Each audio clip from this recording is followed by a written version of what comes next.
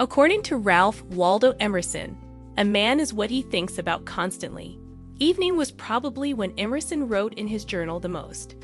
Moreover, a surprising quantity of studies support the assumption that nighttime journaling is preferable to morning journaling. When writing in a journal, is morning or night preferable? Writing down your ideas before bed can help you get a better night's rest and clear your mind for the next day. Journaling at night is recommended because it allows you to process your feelings and ideas before bed. Even though there is substantial evidence to suggest that journaling at night is preferable, many people still choose to write in their diaries first thing in the morning. Even more research reveals there are valid points on both sides. Timing your journal into your eyes. Writing in a journal before bed can help you get a restful sleep, so that tomorrow will be a good one for getting things done. This is especially true if you find yourself frequently waking up in the middle of the night, still processing the events of the previous day. Dr. Michael Scullin, a sleep expert, recently suggested in an interview that writing down your thoughts before bed can help you wind down from the day, because unfinished or incomplete tasks can keep you up at night. He suggests writing out a list of things to do the next day. To-do lists may be made with ease using the bullet journaling method. You can find more information in the areas below. Choose a notebook that makes you smile when you see it. There are diaries with writing prompts supplied to aid you if you get stuck. Even if you only write for 5 minutes before bed, you'll find that it helps you wind down and get to sleep. Your best bet is to find a comfy chair in a quiet area. Grab yourself a drink of wine or maybe some chamomile tea. Take advantage of the peace and quiet to reflect on your day or clear your mind. Feel free to share your frustrations about the annoying behavior of a coworker here, or ponder that possible promotion. Make a plan for what needs to be done tomorrow. You can avoid waking up in the middle of the night to attempt to recall what you need to do since you forgot about it because you wrote it down. You can think of it as pausing the action temporarily. 41 college students who regularly struggled to nod off were assigned a task to do each night for a week. Try writing in a journal for 15 minutes before bedtime about something encouraging or thankful. Researchers observed that the test subjects not only experienced a reduction in sleep disturbances at night, but also slept for significantly longer and deeper periods of time. In the evening, you can keep a journal whenever you like. In some cases, you may be too exhausted to consider doing anything extra before turning in for the night. Journal for the day's end. Rather, try writing in a journal after you get home from work. Take this time to wind down from the day and think about what you accomplished at work. Use the next 15 minutes to document your current work. Deal with the aftermath of an unpleasant exchange with a coworker or a client. As a result, you'll have somewhere to calmly consider and contemplate how to build more adaptive behaviors in the future. To achieve success in both the short and long term, it's important to think about your objectives. Worrying about something, write it down. This could help you identify problematic aspects of your employment or profession and work toward improvement. Journaling after dinner. Journaling after dinner can be a relaxing way to wind down, much like enjoying a glass of wine or a sweet treat. Think on the day that just passed. Have you finished everything you set out to do? Try to think for yourself. You should ask yourself if you've arrived at your desired destination. If not, what moderate action might you take to move in that direction? If you are a goal setter, write out your daily objectives. Ambient day rest. Putting today to rest so that tomorrow can be a new beginning. When the day's activities have wound down and the background noise has subsided, it's not uncommon for us to give some thought to the weightier issues we've been avoiding. The things we should have done today but didn't get to because of our forgetfulness. Simple is best. Keeping a notebook is fine, but you shouldn't spend hours doing it. Time frame: around 5 to 10 minutes. Locate a seat and footrest that you particularly enjoy. Think about including stuff like, please tell me what you plan to do tomorrow. The things you've managed to get done today. just what it is you need to drop. Tell me about something positive that happened today. Early morning, no tea taking. Some folks sleep quite fine at night and prefer to journal in the morning. When everything is fresh and new, there is peace and tranquility throughout the earth. Since everyone in the home is still sound asleep, it is a good time for reflection before the day's activities begin. Here are some advantages of keeping a morning journal. It aids with mental decluttering. If you're the kind to sleep on it, write down your thoughts now so they don't get lost in the hustle and bustle of the day. First thing in the morning, author Jamie Friedlander spends 20 minutes writing in her journal to get her thoughts organized for the day ahead. She credits morning journaling for helping her manage her anxiety problem for the past 14 years by revealing the specific triggers that cause her the most distress. Perhaps you have hit an emotional roadblock. To get past it, write down your thoughts first thing in the morning when you're at your most vulnerable. An overnight simmer is all it takes to create genius. Having nothing to distract you or impede your progress might be a boon to your creative juices. Take advantage of this time to put pen to paper and compose that masterpiece you've always dreamed of. Stop self-doubt. Each of us is our own harshest critic. True honesty and introspection can flourish when you stop being so hard on yourself. Methodically varying epugro to journalism. The conventional definition of a journal is a written log of one's daily activities and how they felt about it, or the things they saw and did while participating in an activity. It's true that journaling has all those benefits. People use diaries for a wide variety of reasons, but there are many different ways to keep a journal. You could use these journaling techniques in therapy or to help you achieve your goals. A ratio of thanks. This is a fantastic technique to journal if you are battling with depression or going through a very difficult moment. To help you deal with difficult feelings, try writing in this style in the evenings before bed. An improved night's sleep may be the result of a routine of thankful thinking just before bedtime. To express gratitude, jot down the things for which you are thankful. Make a list of 5 to 10 items. Fill your thoughts with gratitude. Seeking out reasons for gratitude creates a positive feedback loop that leaves no room for negative contemplation. Expressing thankfulness was investigated in a 2015 research of persons with heart failure. After requiring patients to keep a gratitude journal for 8 weeks, they found the following results when patients wrote down 3 items each night. Had a better night of sleep overall. Experienced less fatigue during the day. Managed to keep a good attitude. Felt a greater sense of spiritual fulfillment. Believed they were capable of handling severe situations. Were in better cardiovascular condition generally. Speech notes.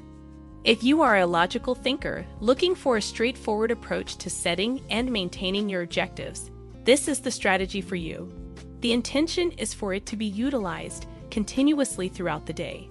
Bullet journaling is a time-tracking system for keeping track of your daily activities, including ideas, tasks, and plans. Because of his learning challenges, the author-writer Carroll came up with this style of journaling as a replacement for traditional methods of maintaining focus and getting work done.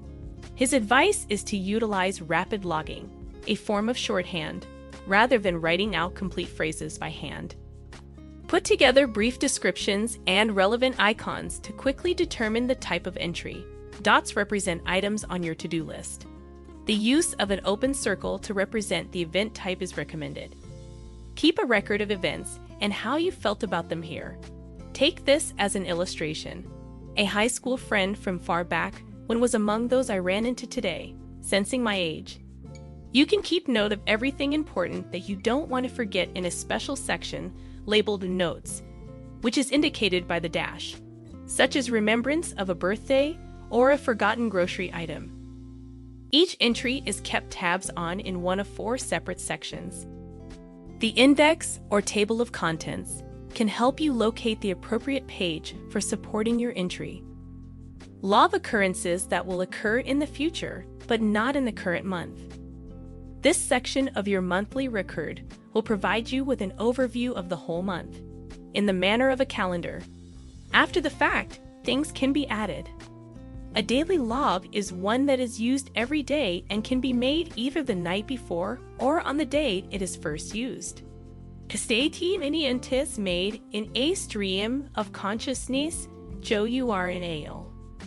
People who are more creative in the morning are likely to benefit from this technique. Writing in a stream of consciousness notebook every morning entails letting your mind wander for at least 3 pages, without checking for errors in spelling, grammar, etc. This 12-week journaling journey was established by award-winning author Julie Cameron in her book, The Artist's Way, to help people release their creative flow. The first 3 pages should be written first thing in the morning before your brain has a chance to engage. Ignore writing rules. Correct grammar and spelling merely serve as roadblocks. Write however you choose. There is no correct way to do it. This isn't an entry for a bestseller. Be dedicated and keep a journal. Keep it up for the long haul. Don't go back and rewrite your remarks. Then you won't second-guess and rewrite your work. Get real. Don't be hesitant to unleash honest feelings on paper. She argues that originality isn't necessary for this approach, but about our concerns that play like a daily soundtrack. Writing things down helps us pay closer attention to the here and now. Aware of other creative choices. International reporting. This form of journaling is supposed to happen throughout the day as a way to shift from one project to the next. To battle procrastination and boost productivity, productivity coach Tommy Stubblebine developed this strategy. He likes to work on a project for 25 minutes, then journal for 5 minutes. He adds that humans weren't built for multitasking and attempting to go on to a new project while you are still thinking about the last project might cause us to become derailed, and your next project suffers since you aren't giving it your entire focus. He defines a project as checking an email to working on a presentation. It's not only switching from one activity to another that might be a distraction. Between tasks, he recommends keeping a journal. No longer than 4 complete sentences. Keep it brief and to the point. Use any journal, notepad, or app you choose. It's the approach, not the methods, that counts. Take into account when the project will begin and end. Many people enjoy reviewing their daily activities to gauge their level of success. Write a few succinct paragraphs about the project and your progress in your journal. Writing down your ideas allows you to release them and move on. Stubblebine claims that this helps him reflect on his day and pinpoint instances of distraction. He considers the root causes and ways to improve his productivity. The next time you need to start a project, make a note of the first thing you do. You don't have to think about the how of starting, just the when. Objectives diary. Using this form of journaling, you can more easily achieve both immediate and long-term objectives. Like the proverb goes, you can't devour an elephant in one sitting. Keep a notebook like this at night, when you can think back on your day and write more reflectively. When you commit your aspirations to paper, they take on a more real form.